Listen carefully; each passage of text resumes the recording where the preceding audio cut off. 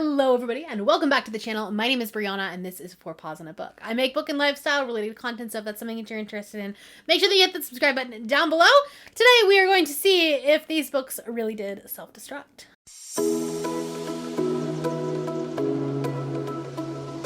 So last November I did a video, these books will self-destruct in 12 months. And then I forgot about it.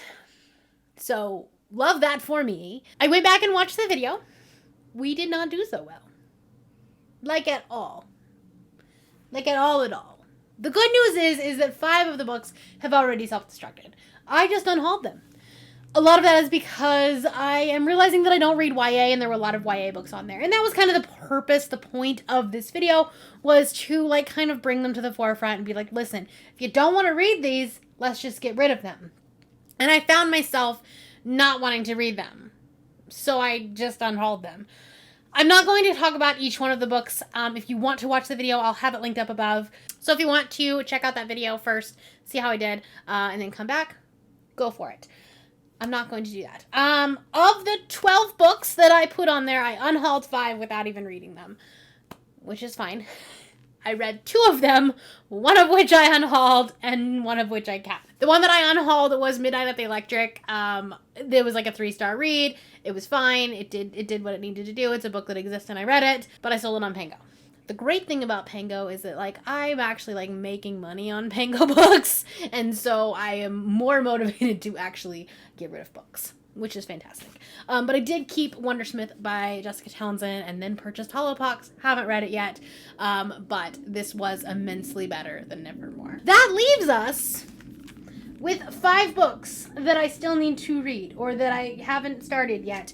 Oh, I have started them now. We have 1 week before we hit our 1-year mark, before we hit our 12-month mark. So I have 1 week to read these. I've done a try a chapter tag, and we're going to talk about it, and then we're going to vlog reading the books that I've decided to read. What I've decided I want to do is I read a chapter, and then decided if I was going to DNF it. So the first one we're going to talk about is The Invisible Library by Genevieve Cogman. I read the first chapter of this and actually really liked it. It threw you right into the action. I liked the narrator. I liked the main character, or like the POV character so far. So I'm going to continue reading this. Next up, The Coldest Girl in Cold Town. I was bored after 3 pages. I didn't even make it a chapter.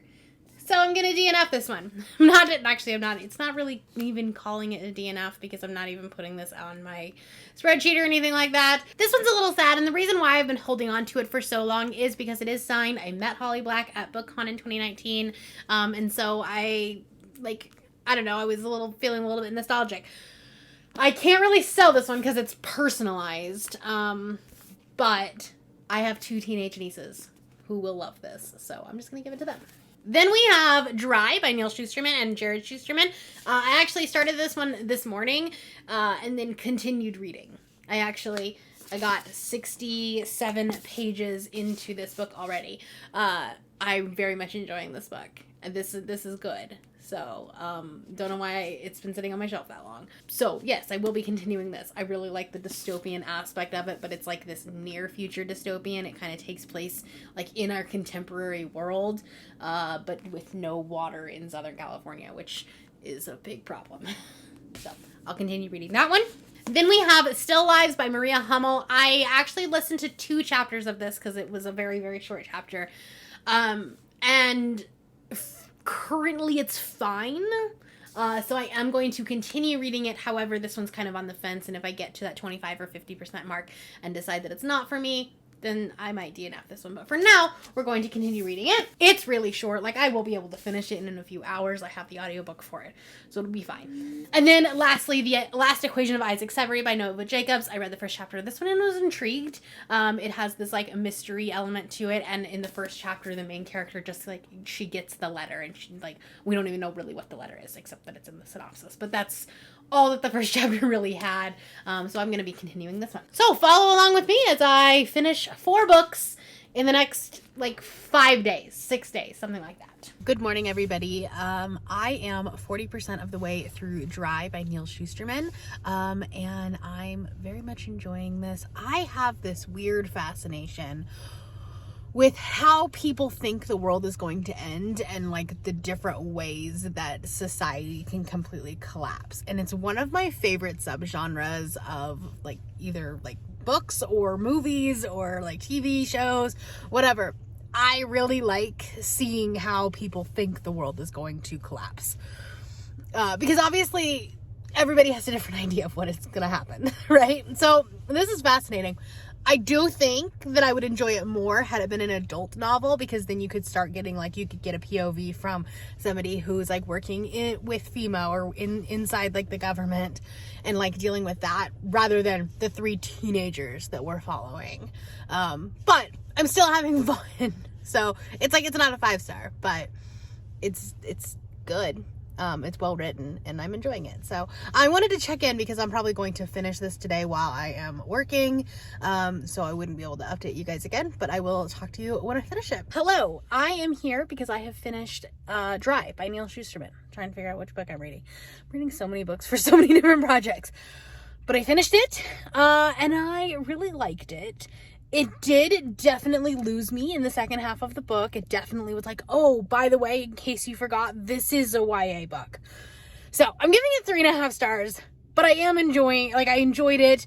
And it's not like completely put me off of Neil Shusterman, and I'll probably read his other one, Game Changer, which is the other one that I have on my shelf. And the reason why this book even was on my self-destruct list was because I hated The Toll so much, and I was so mad at Neil Shusterman for that way that he finished that trilogy, which apparently it's not a trilogy anymore. Apparently there's a 4th book, but I don't think I'm gonna read it. But anyways, so I was so mad, right? And so because of that, I was like, I'm putting this on my self-destruct. I'm done with this author, blah, blah, blah. And like, I liked this. I think that especially if you like YA dystopian, I think this is a great book. Like, is it the perfect book for me? No, but I think I'll recommend it, and I'm going to keep it on my shelf.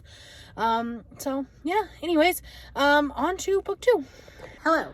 Excuse the hot mess that is me, but I got my COVID booster and my flu shot yesterday, and it knocked me out. So I've had like no makeup. I went and took a shower. I have a little bit more energy now, but I've slept most of today. Not gonna lie. And of course that doesn't help with the whole needing to read a whole bunch of books this week, right? But I am about at the 50% mark of Still Lives by Maria Hummel. This is the second book that I am reading for this project. And this book is pretentious AF. This book, I mean, like, I think that's the idea behind it. Like, I think that the author was trying to make it pretentious, I'm not gonna lie, because it is, like, about this, like, art scene. Oh, hi, Doyle. Sorry, got interrupted by Doyle. I think that was the author's intent. Like, it is, like, about this art scene in LA and things like that.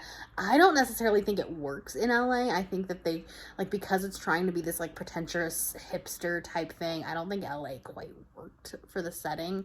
And honestly, I'm not enjoying this book at all. I am going to finish it just because, like, there's only a couple hours left of the audiobook. And I just want to say that I've done it. But I'm not enjoying this, and this book is definitely going to be getting unhauled. It has a 3.27 average rating on Goodreads. I should have just looked at that NDNF to begin with. But yeah, this is a 2-star book right now.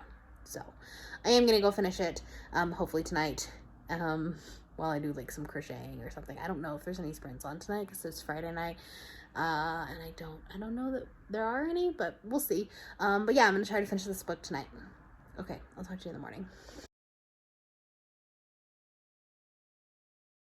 Hello, welcome back. I'm here to talk to you about 2 books, one for a good reason and one for not. And with that, we are ending this project. I have finished the books that were on my TBR. Let's talk about the one that I finished first. That's The Invisible Library by Genevieve Cogman. This is a urban portal fantasy kind of thing where this librarian is trying to find a copy of the Grimdark fairy tales. Essentially, there are Grimdark fairy tales in every single like multiverse essentially, but this one is different. This one has different stories in it, and so they're on the hunt for it, but someone has stolen it. There is a rogue librarian. It's a good time. I ended up giving this 3.5 stars, and I actually really enjoyed it. I think that there were times where I was getting a little bit bored, but it was kind of throwing in some different things.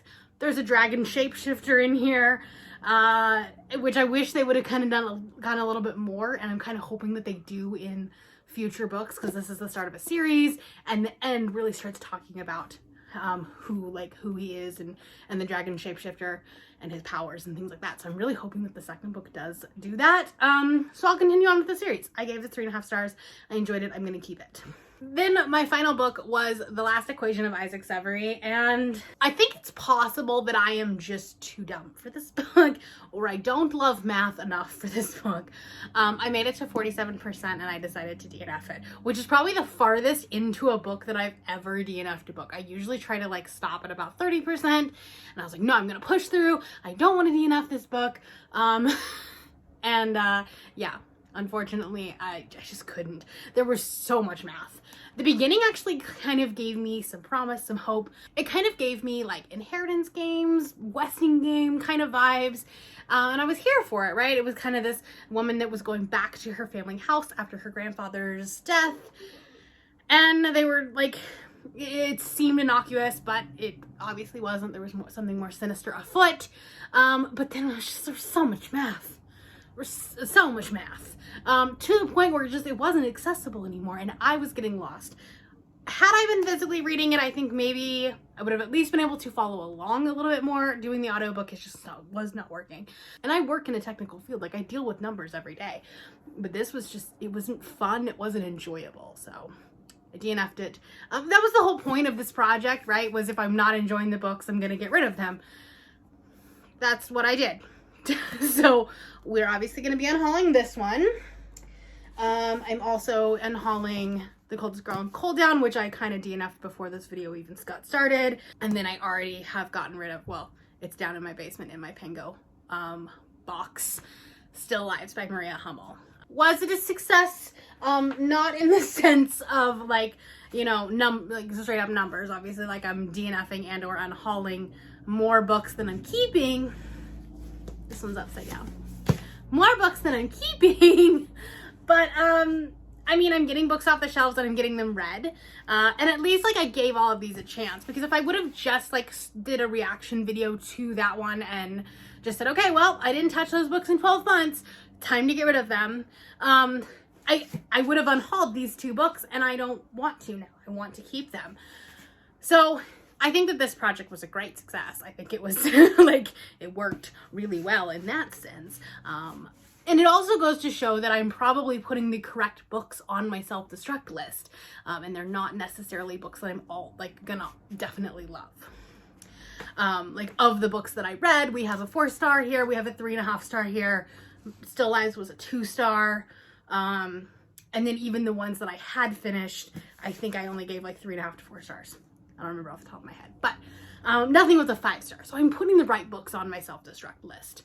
I will be doing a season 2 of These Books Will Self-Destruct probably early next month, where I will pick a new set of books that will that I'll have 12 months to read them or unhaul them, and then we'll do another wrap-up video just like this one next year. That is all I have for you today. If you're new here and you have not yet subscribed, there's a little red button that you can do so down below the video. If you'd like to hang out with me more, the links to my Twitter, Instagram, Goodreads, and my Patreon are linked in the description down below. Thank you for watching, and I will see you next time. Bye.